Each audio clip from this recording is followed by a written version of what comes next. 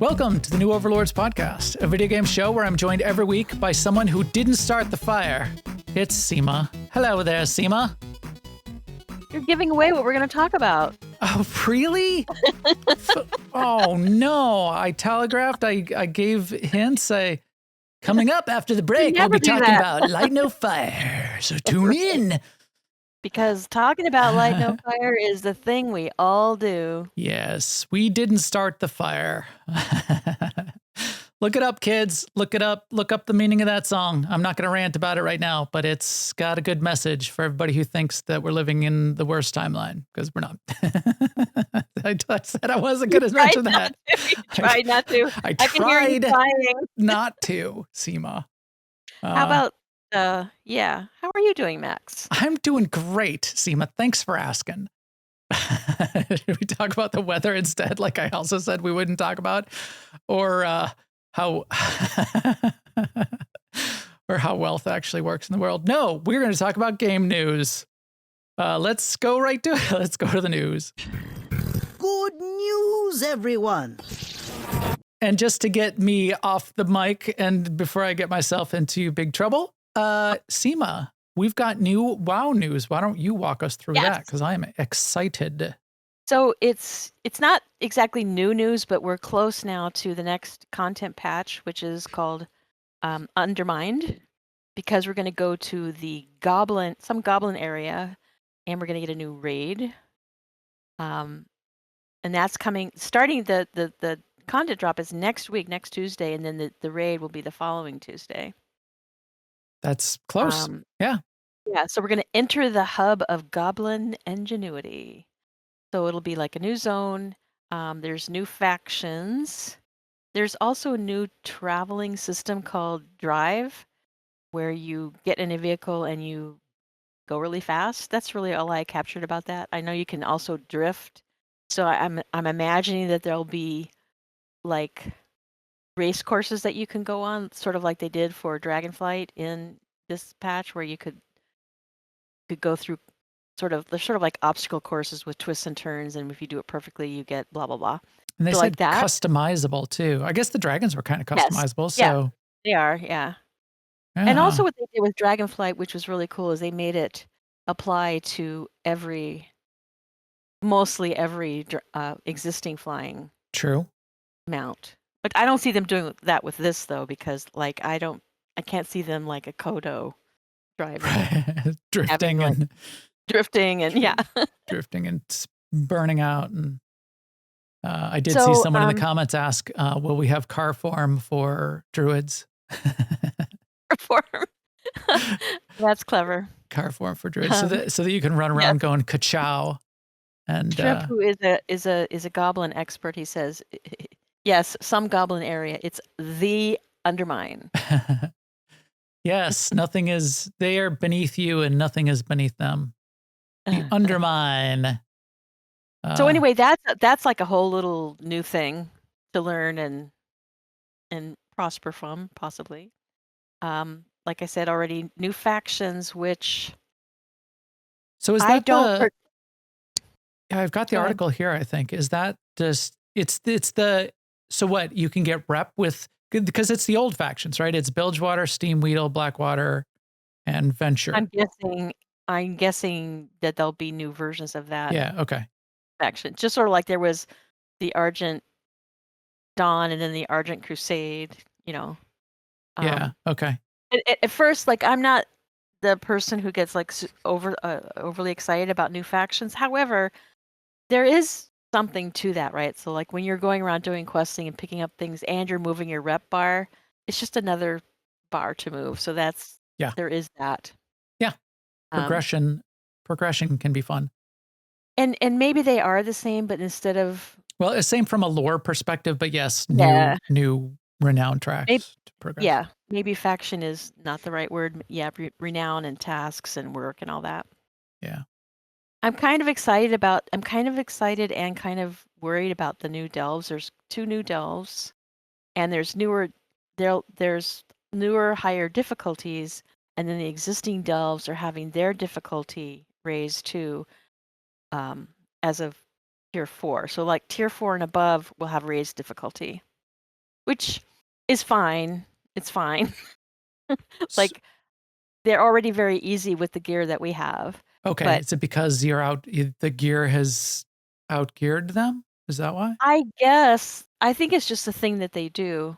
Yeah, I think so because like if you start an alt right now and you level them up to 80, you can get them in all 584 gear in an afternoon. So because the catch up is in place for that. So it makes sense for them to up the difficulty of some of the content, especially delves since it's solo, quote unquote solo content. You can take a group in there, but you can also do them solo.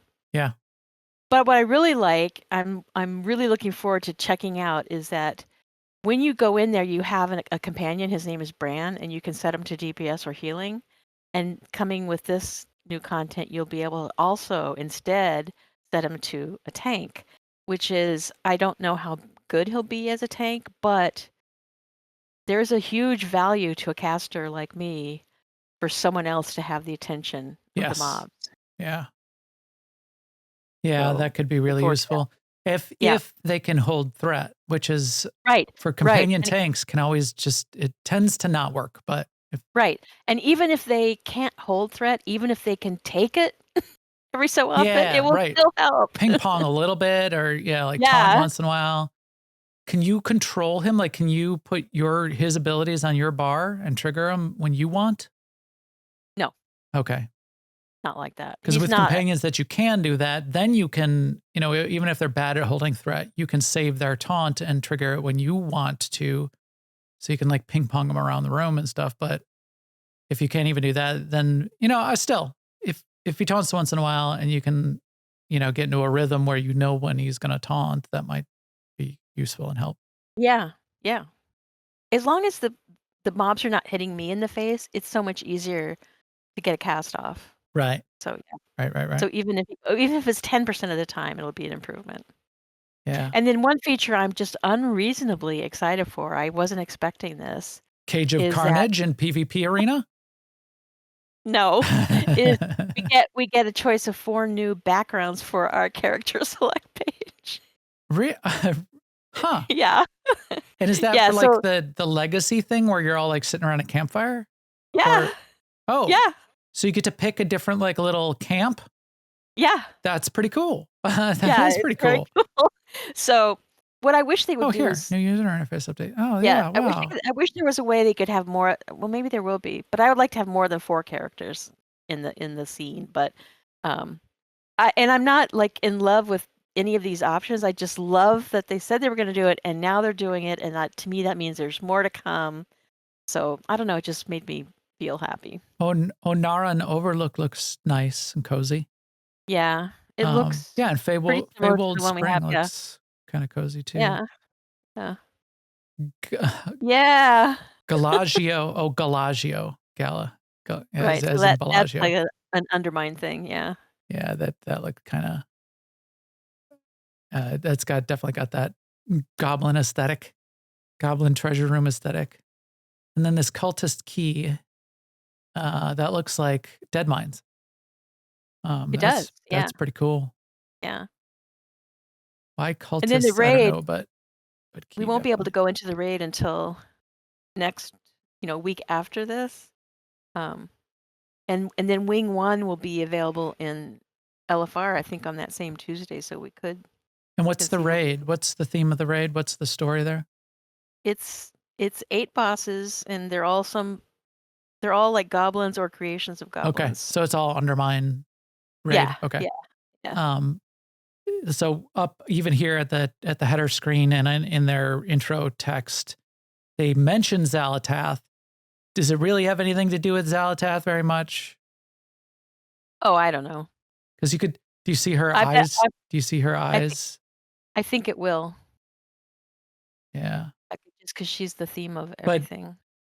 But if it, it could just be like, and they're doing it because Xalatath told them to. If it's just as much as that, then that's fine. Which is fine. It could be the driving force between all of like the upheaval. Like the first 4 expansions in Star Wars: The Old Republic were all because of the Dreadmasters in various ways. Right. Totally. But when you go do De Nova, explosive conflict and you're fighting Kephis, there's no Dreadmaster things Right. about it, but they mention the Dreadmasters, and in theory, that's why Kephis was okay. So Right. Zalatath told Gallywix, "Hey, I'll give you grow some gold pressed latinum if you Get me do some this shoes. thing." Yeah, because she's sowing discontent. Oh, Plunderstorm! Did you do any Plunderstorm? I did See, not. that's ending. I had the option to, but I didn't Yeah. because I have reduced FOMO now. Yes. I don't have eliminated FOMO, but I the have the faux oi, fear of opting in.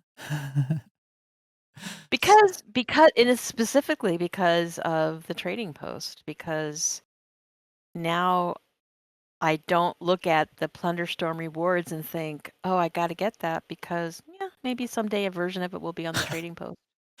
I didn't notice this bird, this pirate bird you get to ride around on.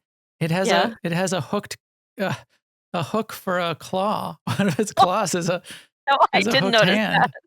I mean, who wouldn't want that? Yeah, he's got pirate hat on. It looks cool. Yeah, Lucy says, but does Zalatath have shoes on? No, that's going to be the final. That's going to be the final of the whole trilogy. Is Zalatath gets her shoes at the end, and once she puts on shoes, then that takes away her power. Becomes nice. Yeah, like She clicks them 3 times and goes home. maybe that's there's no place like home. You've had the power all this time yourself. Well, great. You didn't have to get it from the Zoff. Also, in Blizzard news, anything else on Oh, yeah. WoW before we move on? No, no, Just a no. little That's fun enough.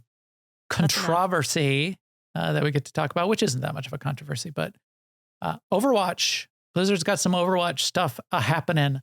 I feel like Blizzard has a little bit of a fire lit under them on the Overwatch front because Marvel Rivals is a rival and is the new hotness right now. As such, there are new things coming to Overwatch. One of the things which has a little bit of controversy around it, but seems to be handled in a relatively okay way, is loot boxes are coming back to Overwatch. But these are all earned in-game. They're additional things that either come for free. You can't buy them, so it's not like that kind of thing. So it's just a little bit of extra variable reward schedule surprise and delight that they'll be adding in, which I think is a fine way to go about that and is a fine mechanic. I do too, and if I feel like it's disingenuous to call them loot boxes. Right. And maybe, right. In fact, although it's got us talking about it, so sure, call them loot boxes, even though they're not like the loot boxes that are a problem. Being disingenuous doesn't keep people from talking about it. And is that the term that IGN came up with, or does Blizzard call them that? This is Play Overwatch, the official. It looks, well, they've got a picture on the IGN page that it says loot boxes are back in all caps. Oh, yeah. That they posted to X. Okay. Yeah. So, because to me, I think of loot boxes with respect to spending real money. Right. Yeah, like if I was going to add Gacha gambling to my game, but it's actually just like a little in-game, in-game vending machine where you press a button and a little, fun ball comes out with a cosmetic in it. Right. But me, sort of like putting it out there that we're adding Gacha gambling to our game. We'll get articles written about it, even though it's not that at all. And then it'll have to be that, like generates angst, but it's not that. So then we can't get mad at them. And so maybe it's a little calculated bit there to get some articles written. The other thing, or maybe not, but to go hard after loot boxes. We're adding loot boxes back, guys. Loot boxes, bait, really in. That's kind of what it felt like to me. Yeah. The next thing that they're adding, which I think is even more interesting and kind of looks cool to me, is what they're calling Stadium Mode. So Stadium Mode is, it's almost like adding roguelike features, or you know what it's kind of like is like Plunderstorm, where as you go through and play the match, the upgrades, it's more rounds and you're getting more upgrades that really change your character really like a lot, and things get really, really crazy by the end of it in this little stadium match that's not a regular Overwatch match. Like Heroes of the Storm and League of Legends. Except in unbalanced ways. So Heroes of the Storm and League of Legends need to really kind of stay balanced. The idea with this is that it can get really unbalanced. Which was like what Plunderstorm would do, right? Wasn't that, or like you would get really unbalanced, get crazy? I don't know. I never played it, but probably. The other thing that they're doing, which I think is clever and smart, and they should have thought of a long time ago, is you can play Stadium in third person mode, where you see your character running around on the screen, and they say you get to see all of these crazy abilities because you could get more of the view of the screen. You get the view of your character doing it. And you could see the cosmetics that you're paying real money dollars for on your character. Haven't you always been able to play third person in Overwatch? No, it's a first person game. So that's kind of like been one of the weird things about Overwatch that people have like sort of said has always been weird, when you're buying these outfits and these skins for your characters and you never get to see your character. So they've added skins and cosmetics for your weapons, which is smart because you do see your weapon in first person view. That's the only thing you see. But boy, being able to actually see the cosmetics for your character running around on screen, what a crazy good idea that I would pay $25 for something and only my enemies would ever see it. Right. So I think that I like to play in third person in general. I'll talk about something in just a second that I'm glad I got to play in third person. But first person games are a thing, and there's reasons that they're really fun and immersive. Third person, I think we had a whole podcast episode where we talked about this in detail. In a lot of competitive shooter type games, third person can kind of break the game a little bit, because you can like peek around the corner, because you can move the camera away from what your character actually sees. And it changes the dynamics of how the game works. But yeah, because they're trying to just be fun and they don't care as much. And apparently you can do that in PUBG. And in Fortnite, you see your character, you're running around. That's not a first person game, right? Because I'm informed by what the funny guys, what are they called again? Yes. Viva la Dirt League. Viva la Dirt League. All I know about PUBG is from watching their sketches. PUBG Logic. Go watch their series. They are great. They are amazing. So that is fun. We'll see what they're doing. They are certainly getting a little bit of energy, and it's good. It's good. This is goodness. This is goodness for us as gamers. It's good that Marvel Rivals is out there and is fun. And then it's good that Overwatch is a cool game and maybe is going to get even better because of it, because there's some competition. For the big games, the big AAA games like this, to have a little bit of competition like that, that's cool. That's fun. Also, that's fun right now, and we'll talk about what's coming soon. One of the things that was on our coming soon list that's really hot right now is Avowed. Avowed did launch this week. I did play it for about an hour. I waited. I did not buy it in early access. I waited for it to come onto Game Pass. So Sema, I expect you'll be playing it this weekend. It is on Game Pass. You can at least do the character creator and put mushroom fungus on your face. I'll talk about that more next week. I mostly did a bunch of the character creator, which was fun, but you're this God touched character. And one of the features of God touches, you have like these kind of like a nature infection kind of, but it might manifest as like, like roots and flowers woven through your hair. But a couple of them manifest as like fluorescent fungus on your face, covering your eyes in weird ways. There's not a lot of customization as far as that goes, but you can put fungus on your face.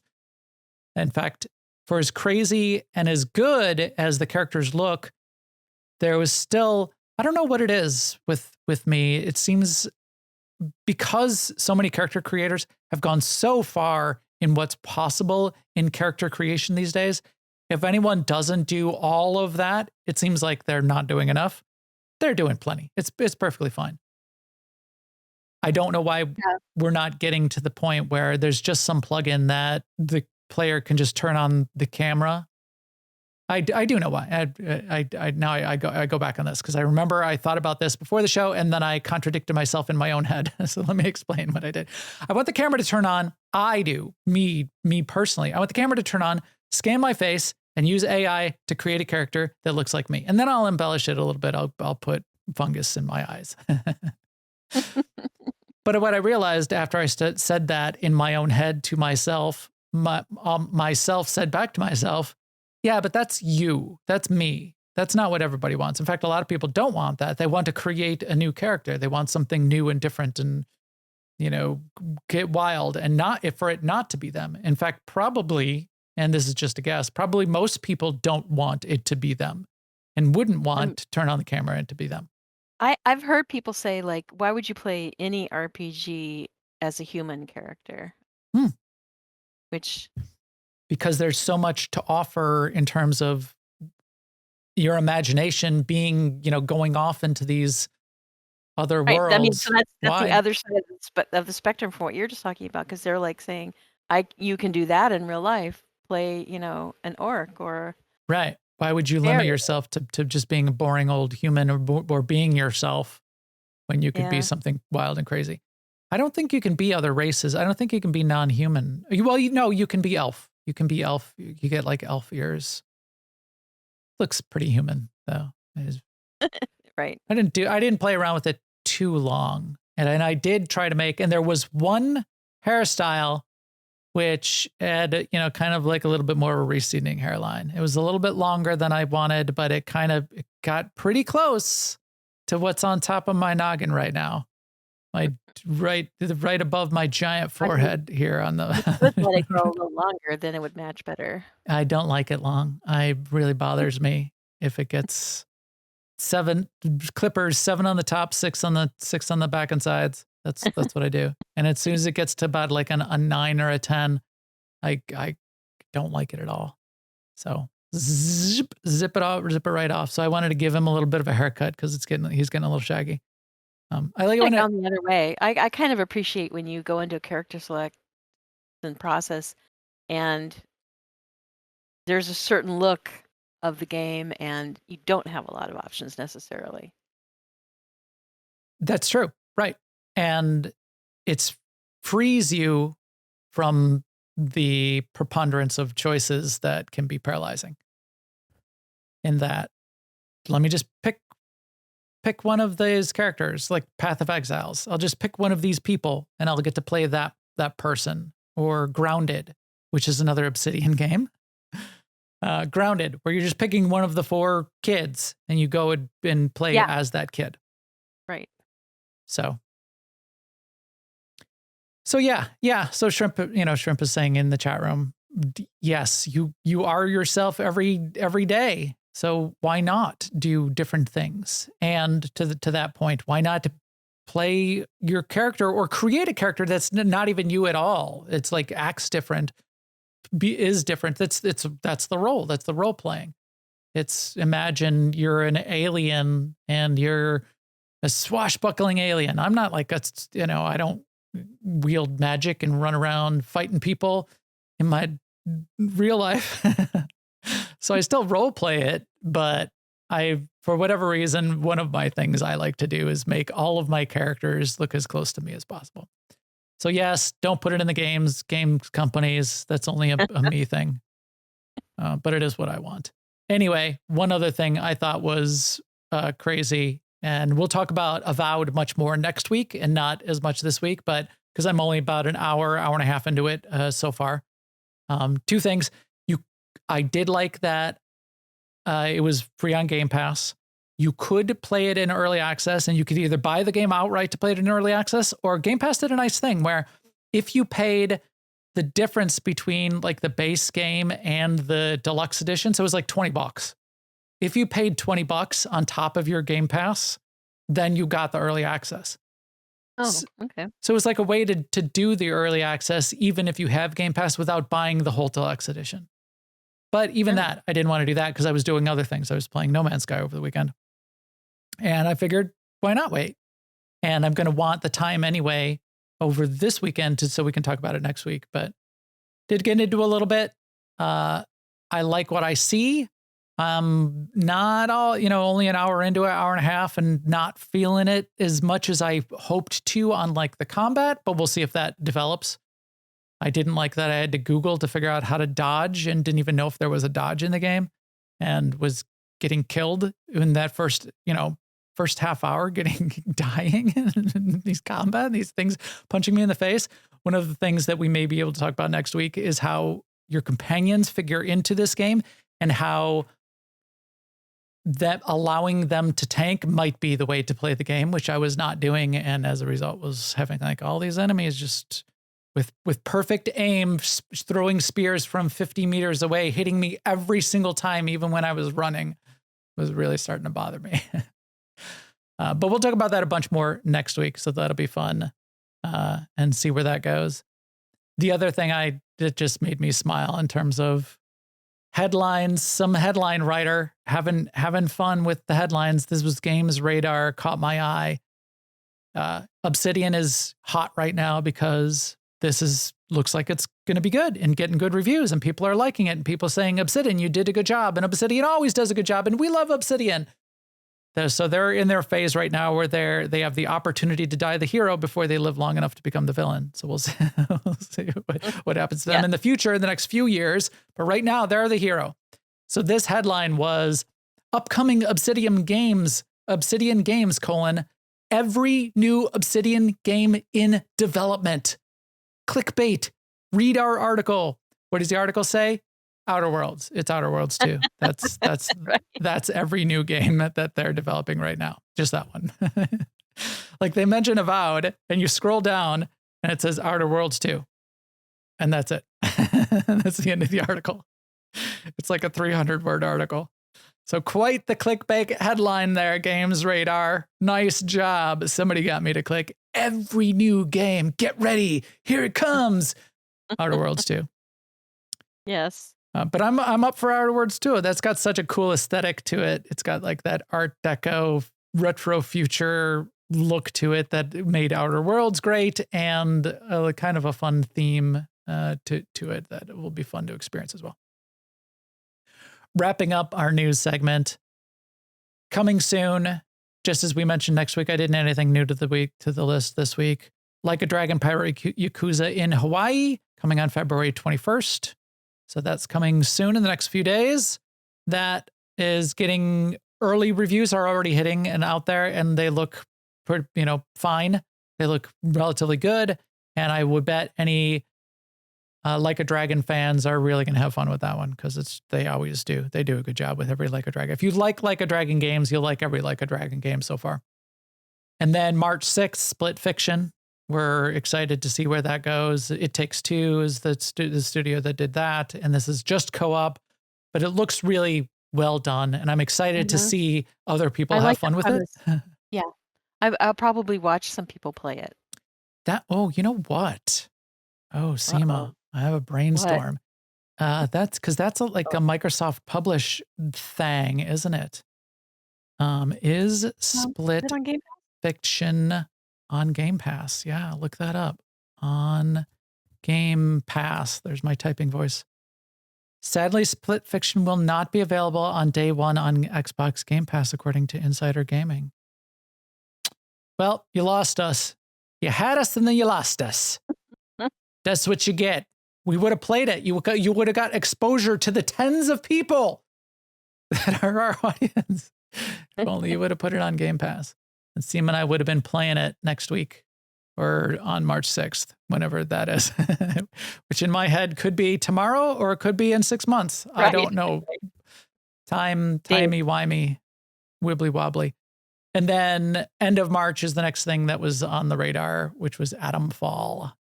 Oh, February 28th, Monster Hunter Wilds. Yeah, I kind of skipped over that. So Shrimp pointed that out. Monster Hunter Wilds A lot of people are excited about that. That's not a top one on my list that I'll necessarily be playing, but it does look very good. It does. It looks great. And those are good games. And who knows, maybe I could get sucked into that. Is that on Game Pass? Go back down here. Is Monster Hunter Wild on Game Pass? No announcements on if it will be on Game Pass. I don't know how. Will not be coming to Game Pass day one. That's a more updated article. Wah, wah.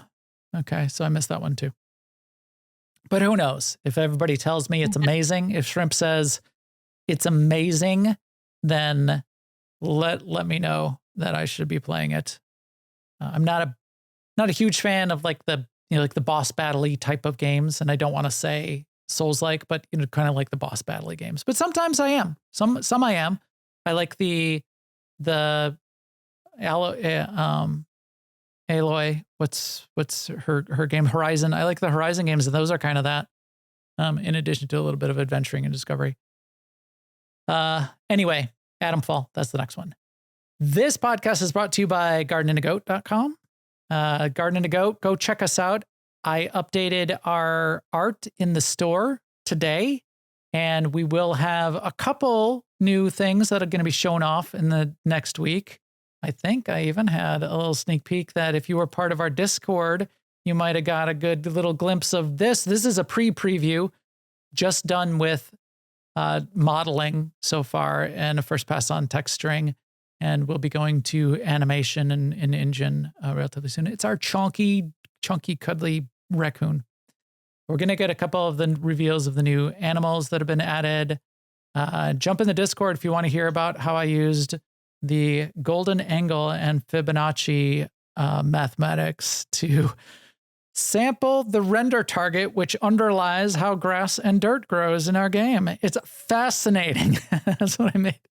That's what everybody woke up to in the Garden and Go Discord this morning. So jump in there with that. I find it fascinating. Fun stuff there. gardenindago.com. Wishlist us. Go to see our new pictures in the store and then click the wishlist button. That would be really cool. This podcast is also brought to you by LA Yacht Est, our gaming community that Sema and I have all of our pals and friends with. I think Stask is running a PvP night in Star Wars The Old Republic tonight. Stask, friend of the show. That should be really fun. And there's more of those kinds of things going on. Don't forget our Open Guild Tuesday night fun nights in Star Wars The Old Republic. And a bunch of our MMOs have a weekly night where it's open and you can just sort of be like, just bring yourself and have fun. AIE-guild.org to jump in Discord and find out when all those things are and get any other news on what's going on there. And this podcast is also brought to you by all of you watching, listening, and in the chat room right now. Tell two friends if they want to hear a cool podcast that this is one that they should go listen to. You know, I still check every once in a while and it still works. You can say, Alexa, play the new Overlords podcast. And she will do it, which I find fascinating. That cracks me up every time I do it. All right, Sema. It looks like meat's back on our menu, boys. No way, God. Finally. I kind of like the mango bread. So this is meat for me, Sema. So you're going to have to put up with me chatting about No Man's Sky for a little bit. But then you and I are going to talk quite in depth about the non-information we have. We're going to go so in depth. Yes. Speculate real hard about Light No Fire also. But I did get to play some No Man's Sky, which we hoped would be coming. We did get the Expedition. So the Expedition 17 is called Titan, and it did do what I expected, which I was really happy about. So what they did in Worlds Part 2 update, the feature update 2 weeks ago, was they added these new types of planets to the game. And they're adding new tech to make these planets work that they didn't have before. They've extended the way their procedural generation works so that they could make gas giants, which are really giant, and they could make planets with really, really deep oceans, including planets that are completely water worlds, completely covered with water, and that have super deep oceans. Like 1,000 units, equivalent to 1,000 meters deep oceans that you can. play around in. I found gas giants in the base game. I, pulled out my save and got in there, was playing around and found gas giants to go visit and check out. I did not find a water planet, and I didn't want to spend hours jumping from system to system to kind of find one randomly.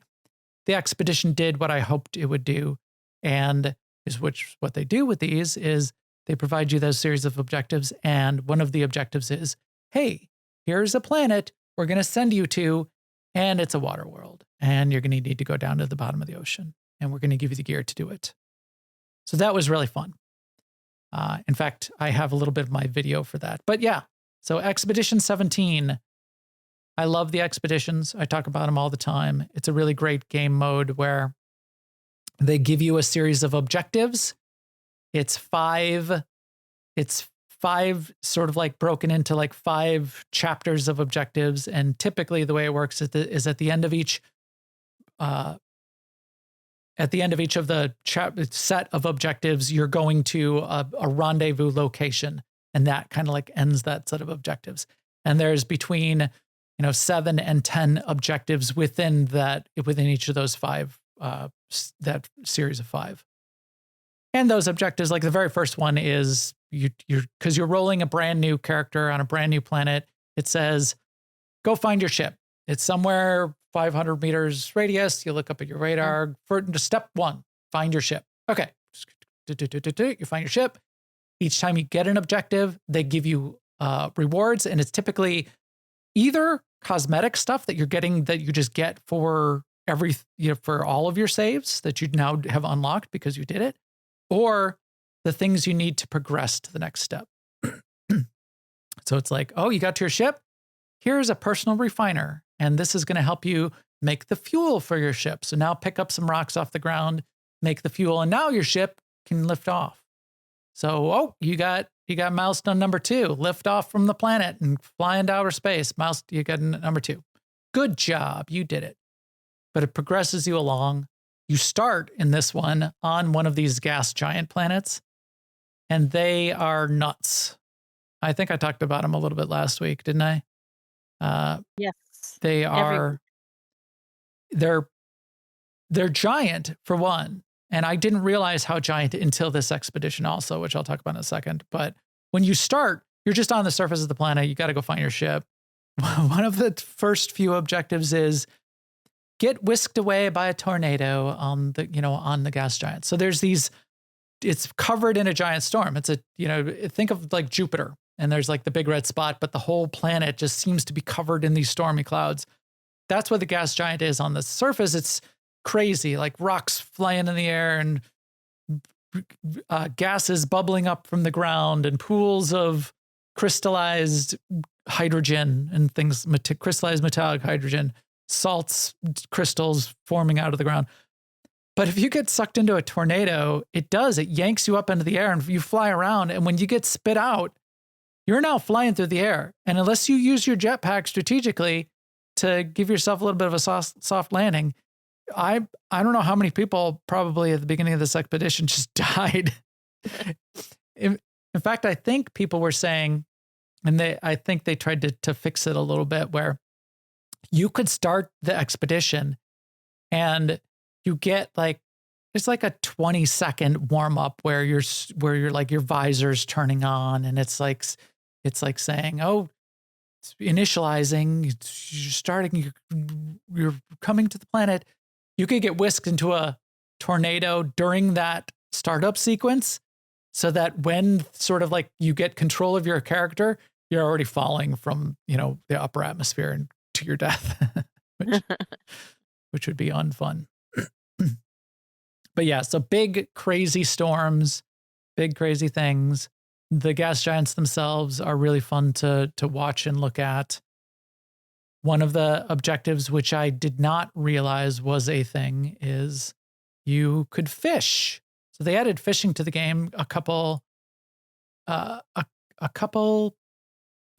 in Worlds Part 1. Or no, in between Worlds Part 1 and World Part 2.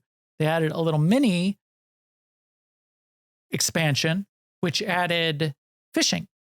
And what now, because it's there, I guess, they've added fishing in on gas giants. The way I had to do it, because I didn't want to like get myself killed, was to dig a hole and find like an underwater cave and fish in the underwater cave so that a tornado didn't come and whisk me away and kill me, because that was very likely to happen. But yeah, plenty of fishing is still around. And it's a fun little fishing system, as we've talked about. People love fishing in games, don't they? So what else? They might, yeah. Yeah. Oh, the size of the gas giants. So another one of the early objectives in that first system, you start on the gas giant and then you go to a couple other planets after it. They're showcasing other things, and I'll talk about the water one in a second. But this gas giant has 5 moons. And I didn't realize how big the gas giants actually are until I finished that objective, which said, go visit all of the moons. Because when you visit all of the moons, you have to fly around. They're kind of like evenly spread around the gas giant in space. And it was a long trip from moon to moon. And you can't even like see the moons on the other side of the gas giant. So the scale is really hard to tell and see when you're on the surface of the planet.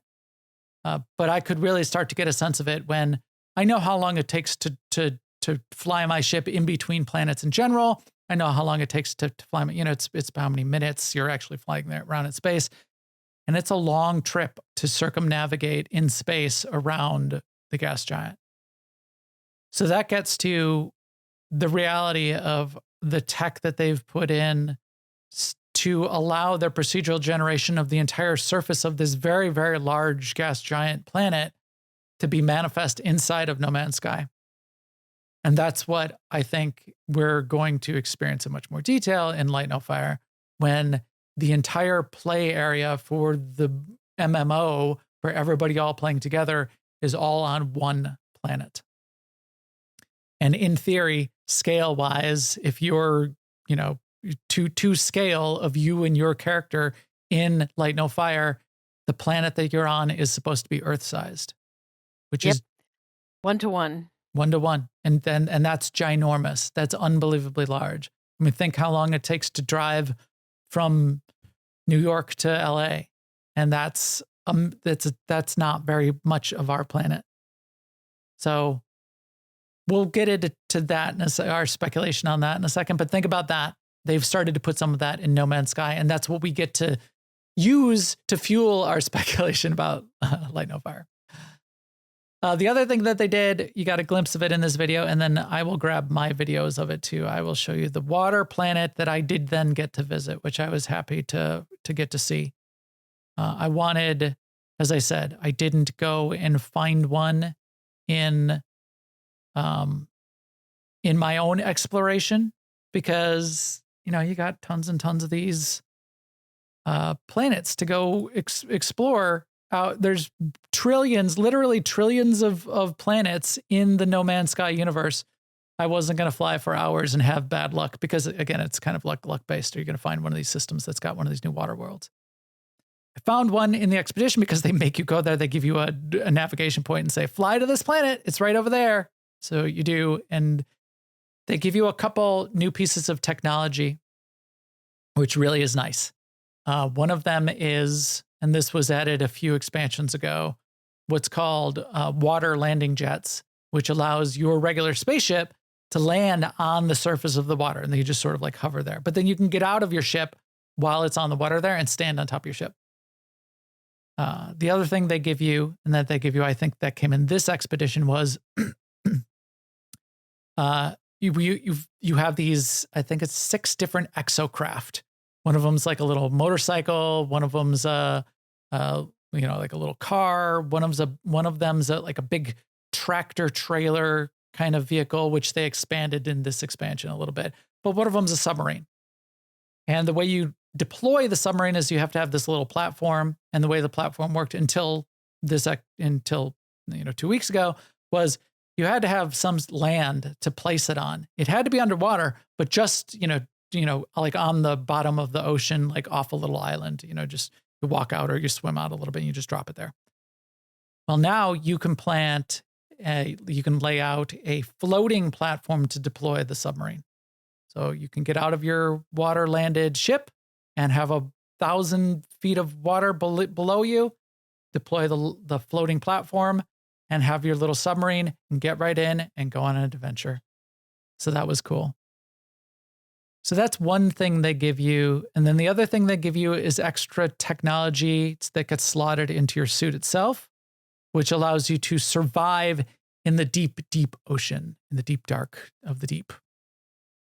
Because they've added a new sort of survival mechanic down there, in that there's an extra bar, which will be decreasing very quickly if you don't have this tech, and then much more slowly if you have the tech, which gets you the ability to survive down there in these crushing depths. So another thing to Don't get the bends. Yes. Yeah, exactly. So it's tech to do that. I don't know if you saw this is the video, I think. Yeah. Here, let me pause it. See this little outfit that I'm wearing? This was a cosmetic outfit that came in a previous expedition. I think it was the Aquarius expedition, where they did, I don't know, it was either when they did the fishing, maybe it was when they did the fishing, but it's like a little retro diving helmet, diving suit with retro flippers even. flippers. So I thought it was appropriate for my character to be wearing that this whole expedition when I was exploring these. But here I am deploying the platform for the submarine, and then exploring these deep oceans. And then you got to see it a little bit. I'll go back. What they did in these deep ocean areas are a few things to just really make a nice environment. So in the deep, deep depths, it's very dark. So it gets darker and darker as you start going down the 1,000 meters, because you got to either swim down or in your submarine, you're going down.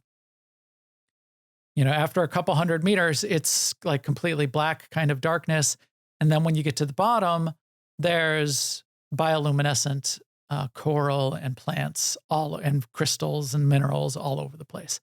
And it's beautiful. They did a great job. You can get a little bit of a sense of it here, but when you're in it in a game and playing in it, it looks really cool.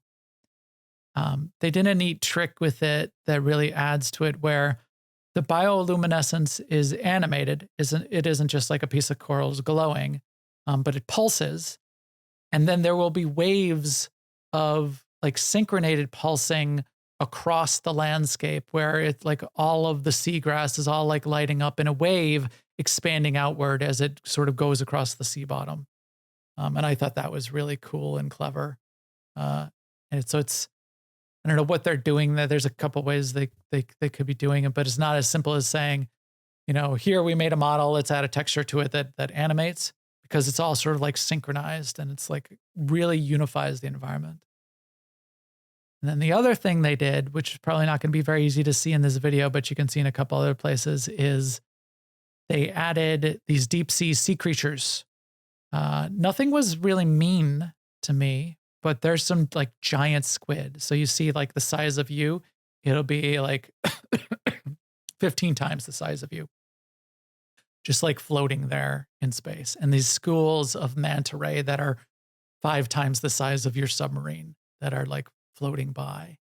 And you can see a little bit here in the video, and they talked about this in their patch notes too, is they have these hermit crab creatures. And these are all procedurally generated, the way all this works, but you really get a sense of it with the hermit crabs, in that the shell that they pick, and they'll all be the same for a planet that you go to, but each new water planet you find, there'll be a different variant where they've picked like a different thing. The creatures have picked a different thing to be their shell. And on this planet, it was like those old-fashioned diving helmets that are the shells of the hermit crabs as they're crawling around the bottom of the ocean. And they're about the size of your submarine too. So these are not small. They're fun to watch and fun to see. I think I got a glimpse of some of the sea creatures. Yeah, the giant manta rays swimming past up above. So yeah, very cool, very pretty, very well rendered, pretty neat.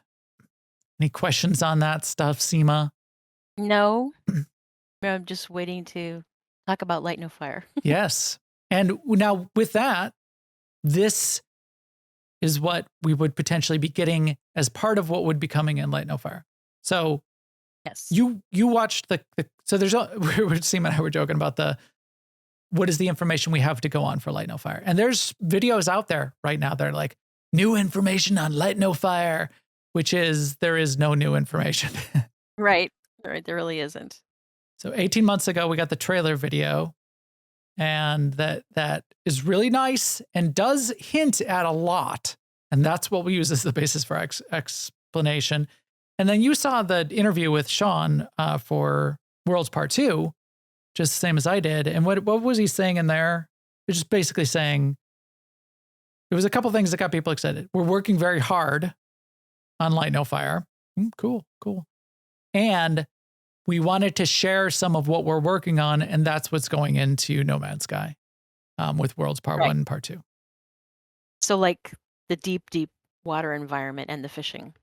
And the for fishing instance. and the giant landscapes. Which is what made me think of No Man's Fire, because No Man's Fire. Light No Fire, because we're here looking at it in No Man's Sky. Yes, exactly.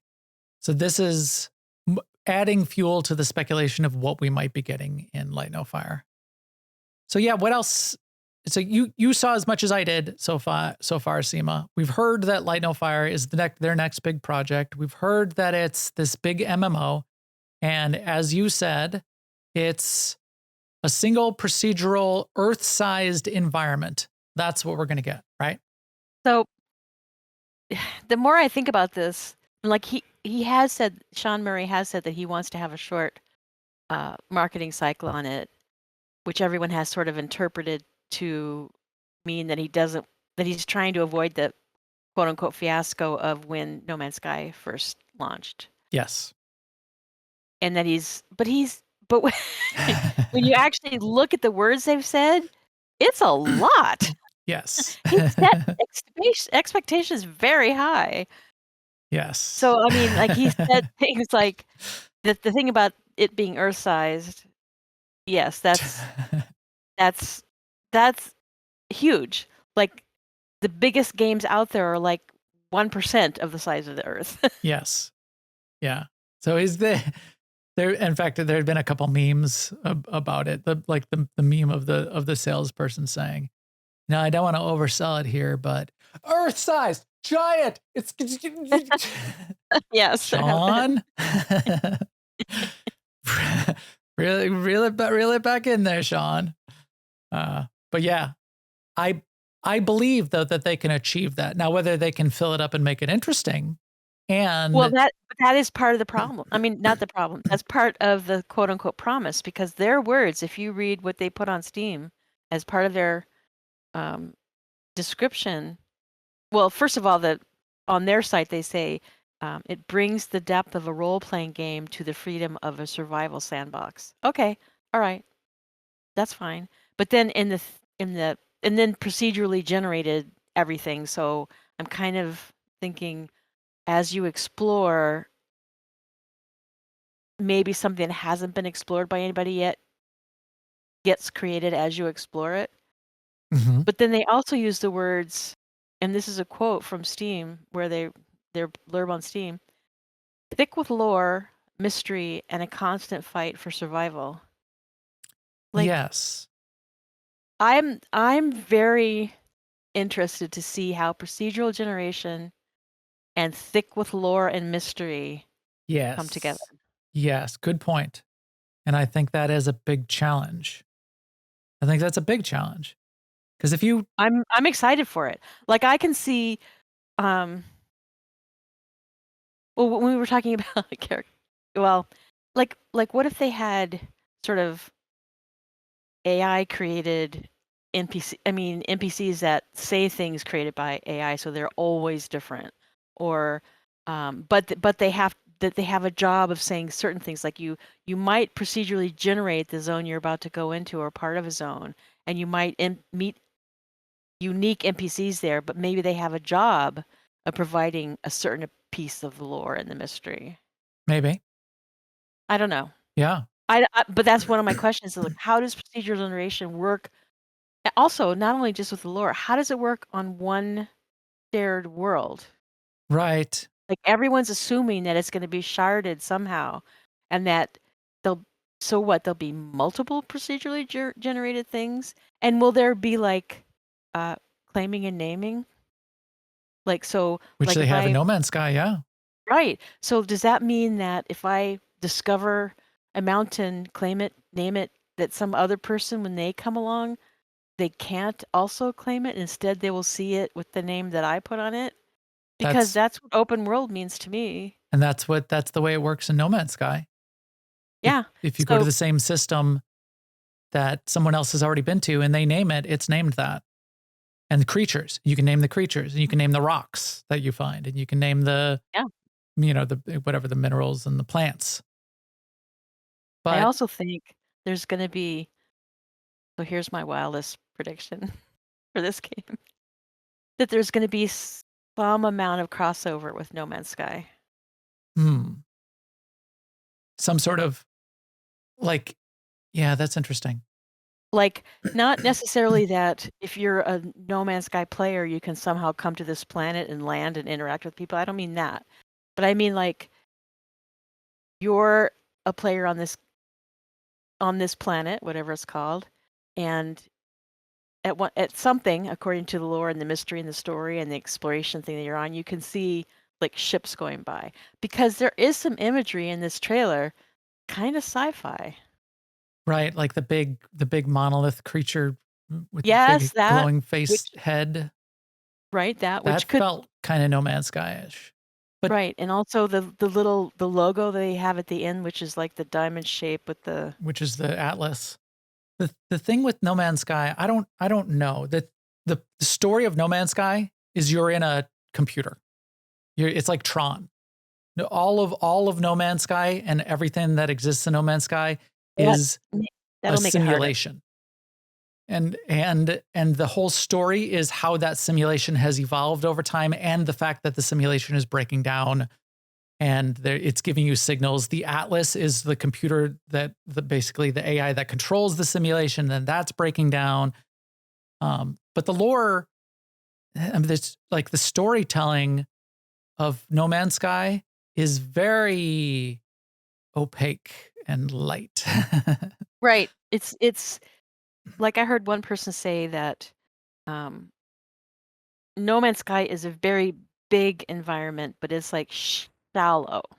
hmm Like it's spread very wide but shallow, and that the challenge with Light No Fire is it's also spread very wide, but they're attempting to go deeper, and how they provide that with details or with the lore and the mystery and how survival is actually going to work. Um, that's what we don't know. Right. I think that will be the key challenge. And if they could pull that off, if they could learn that is something that they currently don't have right now in No Man's Sky, if they can bring that to the table. So leaving survival aside for the second, I bet they could pull off survival, because there's a little bit of survival elements in No Man's Sky, and Right. there's building in No Man's Sky. And I think they're going to have to work out travel. And I think like they we're can, seeing these really cool mounts, but they're going to have like fast travel, portal travel.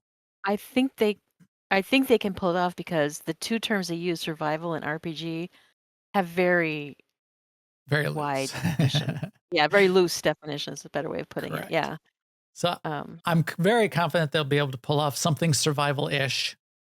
The RPG-ish part, though, is not something I'm as confident in what they will be able to pull off. But I would love it. And I think that, to your point, the mile-wide,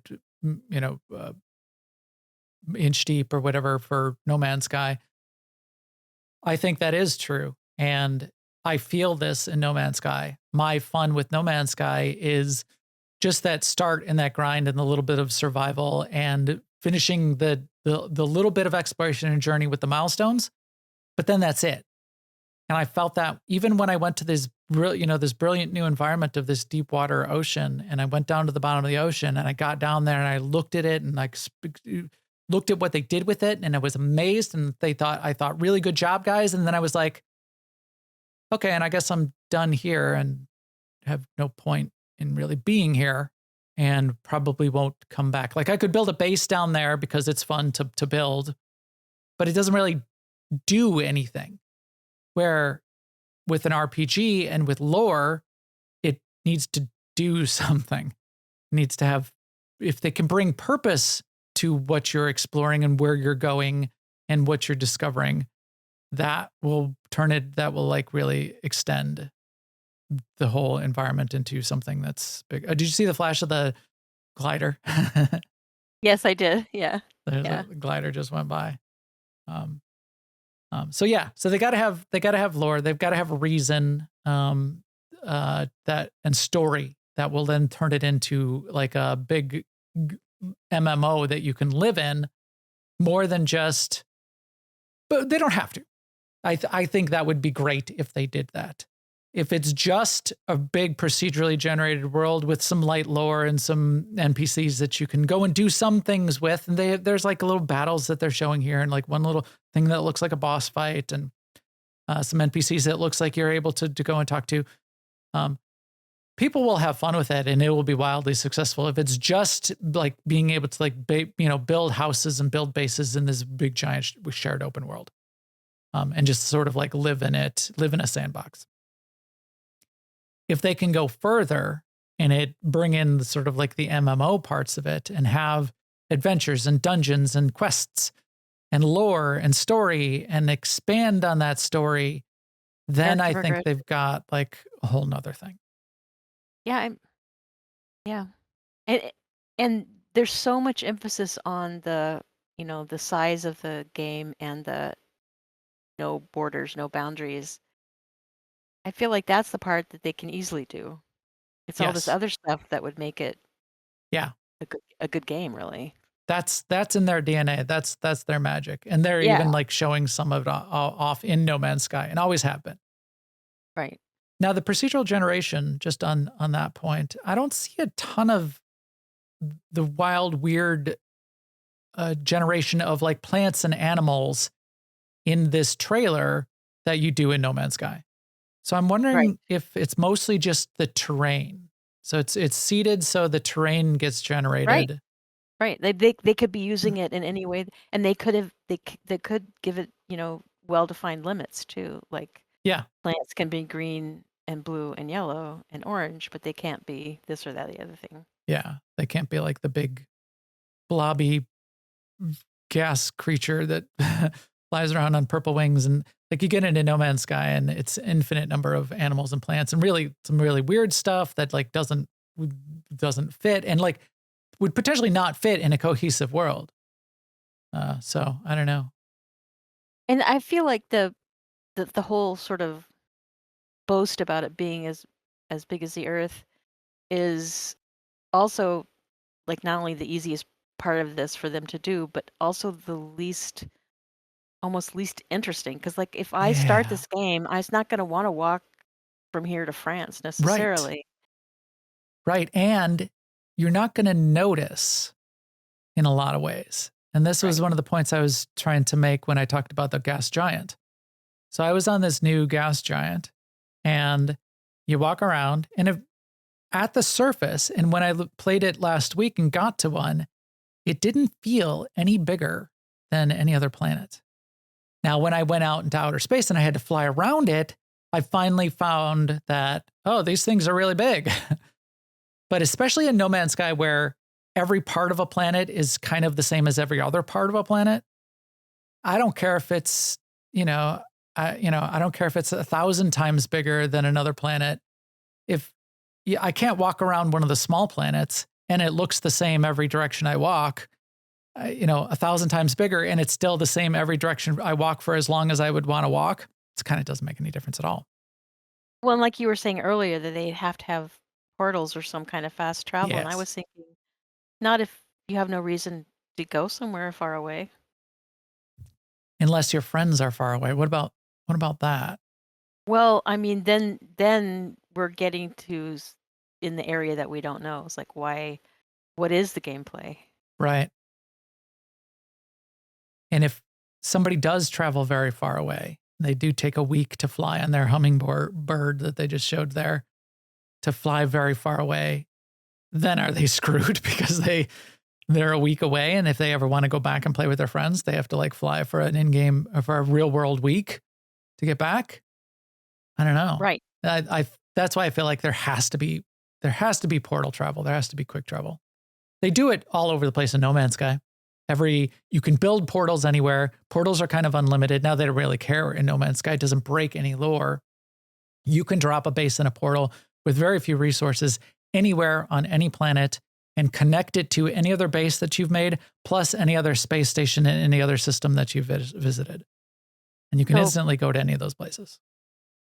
Lucy says in the chat room, baby skeletons, and they are baby sized and they have big heads. They're not human babies because they Correct. have horns. Right. They are just to get us a small race. They're a small race of some sort. They're skeletons at their core. They weren't human babies that died, because that would be sad. I think that would be horrifying. But they are like cute looking little skeleton dudes, though. They're like little skeleton demons or something, or goats. But maybe they're friends, or maybe they want to kill you. I Yeah, don't know. they can be friendly, but they do have horns, is what I'm saying. They So do. Yeah, look at them. There they go. There they went. You're right. They had like little horns, little demon horns coming out of their little noggins. their little oversized noggins make them look super cute. Yeah, we got to find out who those guys are. There's so much just like flashes of little things that people have been unpacking this trailer video for 18 months now. But And when I watched the trailer and I saw that scene with the anthropomorphic rabbits that are kneeling, I didn't leap to the conclusion that rabbits will be a playable race. But if you look, have they said that somewhere? No, but that's like here. So this scene, the underwater scene, there's an otter person that looks like a player swimming around with this group. Back here, like standing on the mountaintop, there's a rabbit person that looks like in this party of players. This person's got horns coming out of their head. I don't know if that's a helmet or that's actually their head. This person looks like a bear person over here. I see that. I do see that. So people don't know, but the speculation is these are playable races potentially. All of the quote unquote possible playable races you see in this are all like animal races. So I don't see like orcs or elves. It's all versions of things we're familiar with. Yeah, humans or animal people. Almost like Wizard of Oz-ish. Or Narnia-ish races. Okay, I'm not familiar with Narnia because I never read that, but Wizard of Oz has all kinds of crazy things. I guess it does. I don't know what I was thinking. But Alice in Wonderland and the rabbit, I guess that's got all kinds of crazy things too. But more playable creatures, playable animal races. That's it. Just animal races. Like there's like a wolf or a fox thing, and the bunny rabbit, and the otter. Yeah, there's a fox one on the right, and that one. And then the mounts, there seems to be a large variety of mounts. There's ground mounts. There's people riding around on like horse, deer things. There's people riding dragons, people riding hummingbirds. These look like NPCs with like a ogre sitting on a throne that you get to go talk to. Then there was that giant statue thing that it looked like a party was walking up to go talk to. It didn't look like they were running up to fight it. They didn't look afraid or in combat. So we don't know, but maybe playable creature races, maybe travel on the mounts at least. Nothing in here looked like technology that would teleport you or transport you far away. Nothing that looked like spaceships that would like fly you to the other side of the planet. So I don't know how that's going to work. Maybe your gliders are magical. I hope they don't get into like a goofy Pluto kind of a thing where you're a fox person and you have a fox mount. Oh, good point. If I'm a horse person and I get a horse mount, which, why? Yeah, Pluto or Goofy riding Pluto in Disney. Well, just that they're both dogs. Right. But one of them's a man. One of them's a man dog, and one of them's just a dog. Right. So you've got these uplifted creatures, but then if you have the non-uplifted creatures, then is it right to be using them as beasts of burden? Or eat them. Or hunt them and eat them? Good point. I don't know. Because there's a chance that what little combat that we've seen in there, like some of it does look like a boss fight, but there's a chance that basically what they're doing is the survival part, right? That they're killing boars Yeah. for food. Food and leather and all of those kind of survival things. Right. And maybe combat. Well, like I did see someone say, and I agree that it would be nice if the combat was really awesome. Like the combat in No Man's Sky is fine, Yes. Fine at but it's best. not Yeah. but it's not the draw. And if Right. there's going to be a lot of combat in this, then it needs to have better combat. But maybe there won't be a lot. And it looks like different, like if you look at the characters walking around, there's one with a bow, there's one with an axe, there's one with a sword and shield. And There's then also one with a staff. right, a staff. And it looks like a little magic getting thrown out. You only see like a few frames of it as it flashes by, but it looks like a little magic getting thrown around. So maybe there's going to be magic. We don't know about that.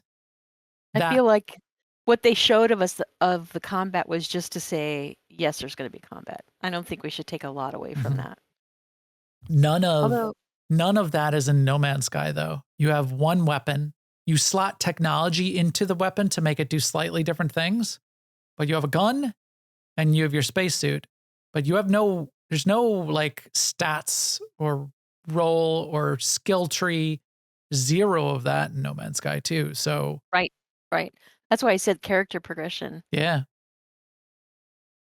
Okay, so to sort of, now that we've sort of like speculated what may or may not, and as they like fly over here, you could like see some of the houses and the buildings. So I know you're kind of you're an RPG MMO expert. You're an RPG player. You're a survival aware person, Yeah. but not super super wedded to like loving the survival building parts of things, the sandboxy stuff. What if you sort of had to sum it up of what you've learned so far?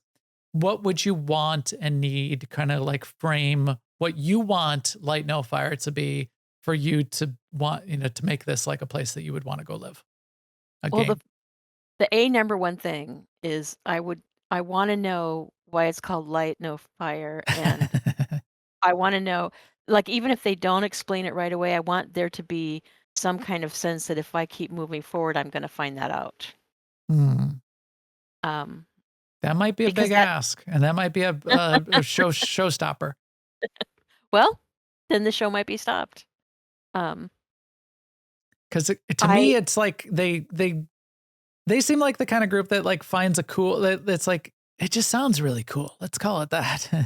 So it might just be because it sounds cool. Last Campfire, No Man's Sky, because No Man's Sky not a good enough reason for me to plan to spend hundreds of hours playing the game. Sean, you better get on that. You better retcon some lore into why Light No Fire is a big deal. It's a very oxygen-rich environment, and if you light a fire, with lore. It burns. The whole atmosphere ignites.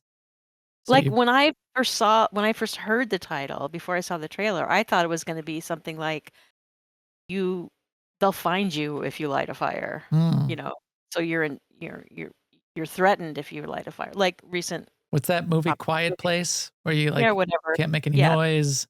Right. That along that line, like a horror type of thing. But is there any fires? Have we seen any fires? But there's.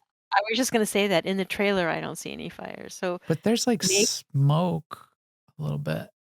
But no, maybe not. Maybe that's not smoke. I mean, it's survival, so you have to cook food, I'm imagining. Yeah, maybe it's all chemical cooking. Or steam or something. Acid and salt.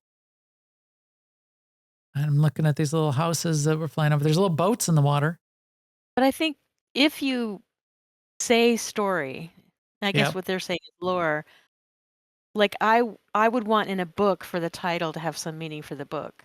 True. So I guess I'm applying that to this too. Yes. Oh wait, there's a fire. That guy's carrying a torch, open flame torch. Okay. Hey, he lit a fire. He lit one.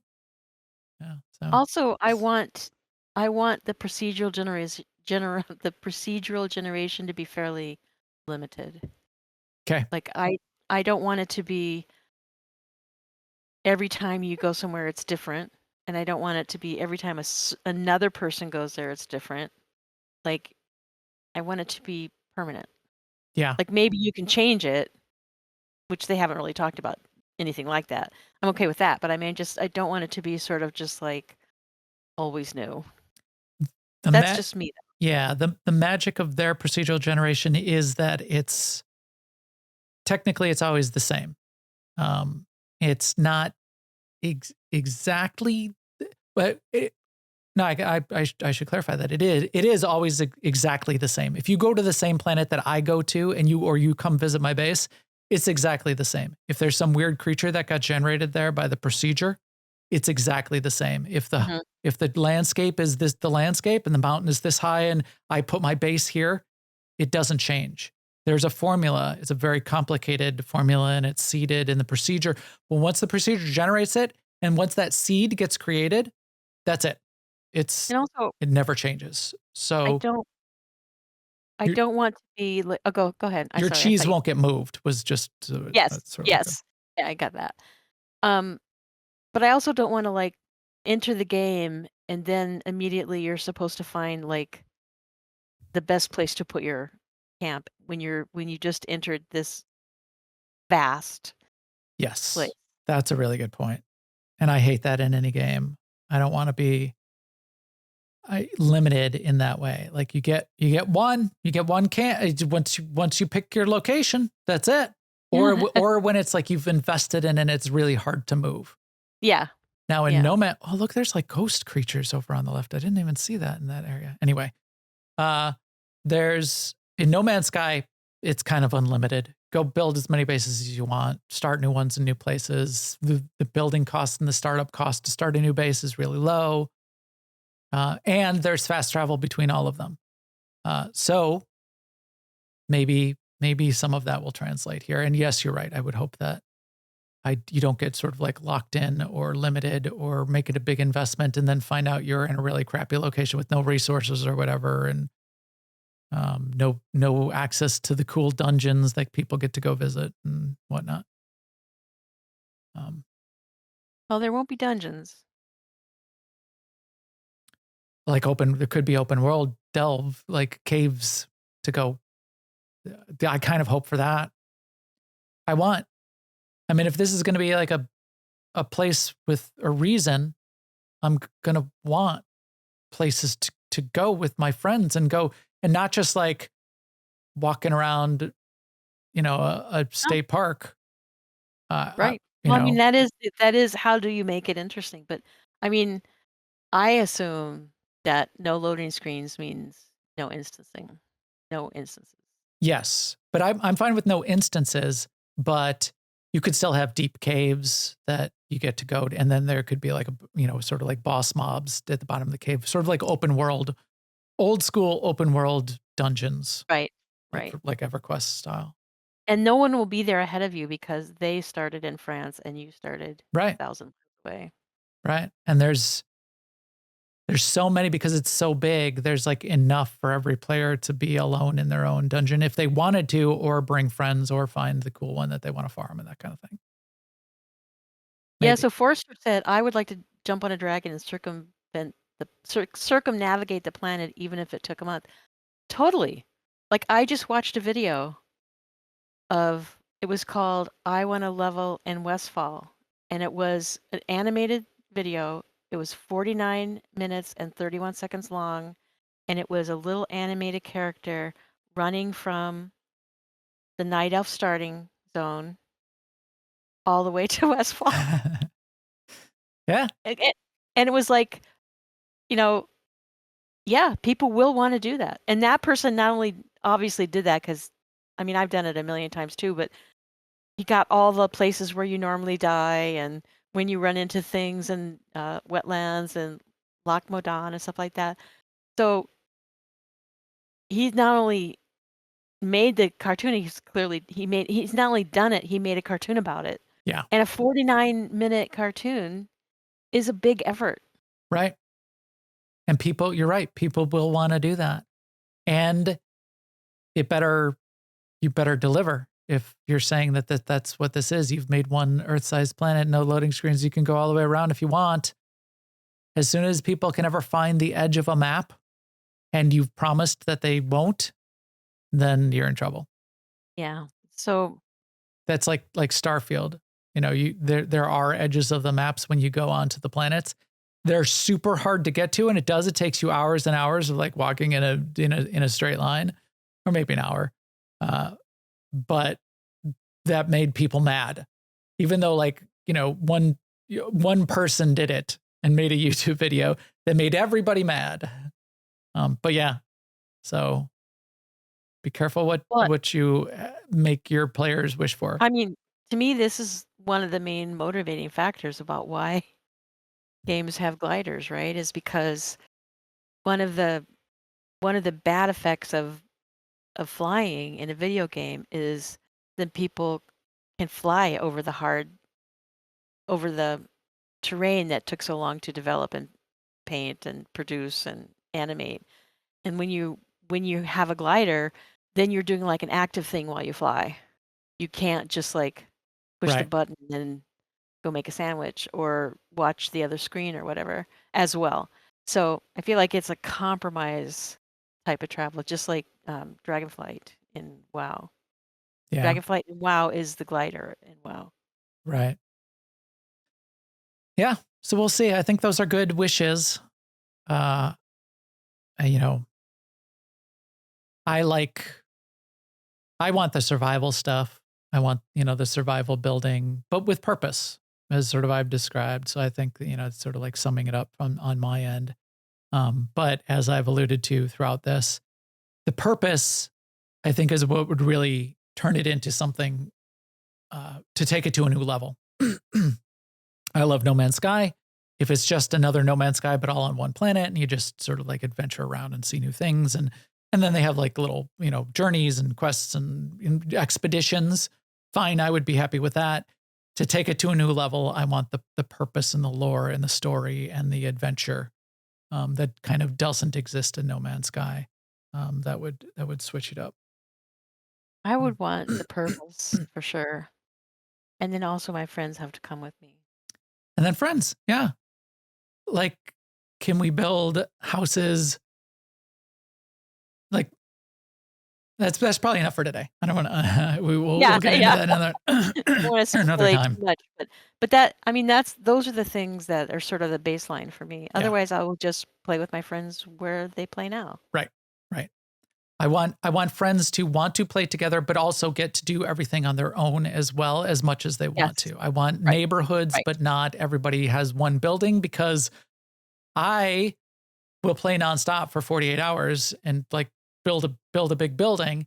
And if that then, and then you don't get to build the other half of the building because it all got built overnight, that sucks and that's boring. So yeah. Oh yeah. I mean, Shrimp just said his pie in the sky dream is to have some kind of GM power so that he can host a D&D type campaign in this world. I think that's a great idea. That's a great use of an open world thing. That would be. All right. Well, plenty of speculation there, of course, because we don't know. We do hope to know soon. I don't think this is coming at all in 2025. When you think, what's your release date guess? I think, mid 2026 is what I'm thinking at this point. Because that'll be the 10-year anniversary of No Man's Sky. Wow. I know, amazing, right? Yes. But this is a big thing, and it's a big deal. And I don't think they could just like drop it out of the blue. And how long was No Man's Sky in development? I don't know for sure, but a long time. Yeah, like this game has been, what, 5 years in I development? think so. So we'll see. I don't think it's coming out this year. No, I don't think so. Mid 2026 is, I think, when we'll see it. And at that point, it will be, version 1 or like an early access persistent world, and you'll be able to like go there and play it. And I but get it'll the be whole, the first, it'd be the first implementation. I'm Sean Murray and my communication style is emojis, but I hope we do get to learn more Yes. along the way. I think I With hope a that anyway. Yeah, with an investment this big, I don't think it Can makes afford, sense yeah. for it just to be like out of the blue drop a thing. So Thick so we'll see, but we'll keep with you up to lore date. and mystery. Thick with lore and mystery. Yes, Like if thick I'm with it. if I log into this game and I get pulled into it because I want to find out what is happening for something, there actually is a mystery, then I'll be delighted. But I'm Yes. skeptical. Yeah, we shall see. Yes. But we will keep you up to date here, as for sure. This is high on my list of anticipated things to see ever in the next couple of years. So as soon as we hear anything else, you'll for sure hear about it here. So if you want to stay up to date, all the feed and subscribe links for this show are on newoverlords.com, and our video is on YouTube/newoverlords. Please come chat with us in our Discord at newoverlords.com/Discord. You can follow on all the social networks, and we will keep you up to date there too, as we always do. With that, we will talk to you soon. Later, everyone.